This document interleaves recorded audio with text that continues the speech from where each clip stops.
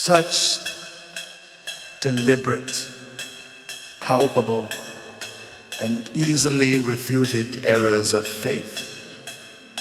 Know your demonology, as well as the angelology, the allegorical meaning of which was completely distorted by the faith.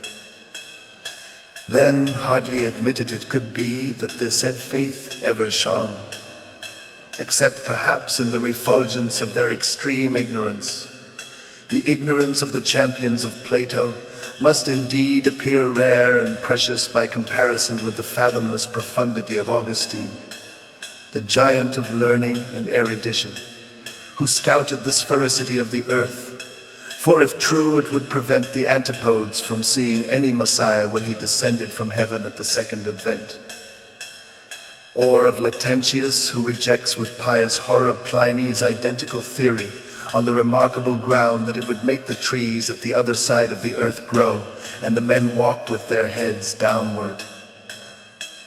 Or again of Cosmas Indicopleustes, whose orthodox system of geography is embalmed in this idolatry of faith, ignorant cunt that Plato was. Of the Samothracian gods they do not know, nor can they tell precisely the number of the Kabiri.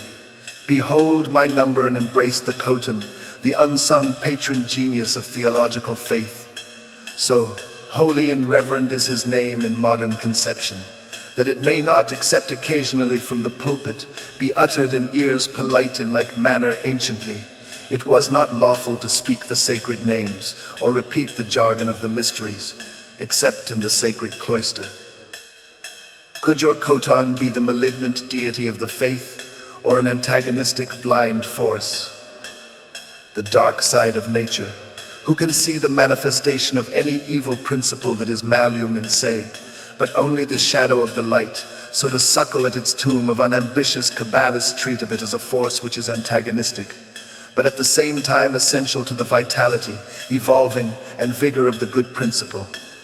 Feel the passions of arousal and the states your flow evokes, as a point upon which to focus your will, or imagine a desire for effects in the world non-sexual.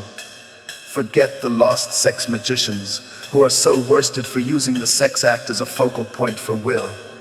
Plants would perish in their first stage of existence if they were kept exposed to a constant sunlight. The night alternating with the day is essential to their healthy growth and development. The faith of goodness likewise would speedily cease to be such, were it not alternated by its opposite. Your nature is of evil denoted by the antagonism of matter to the spiritual, and each is accordingly purified thereby.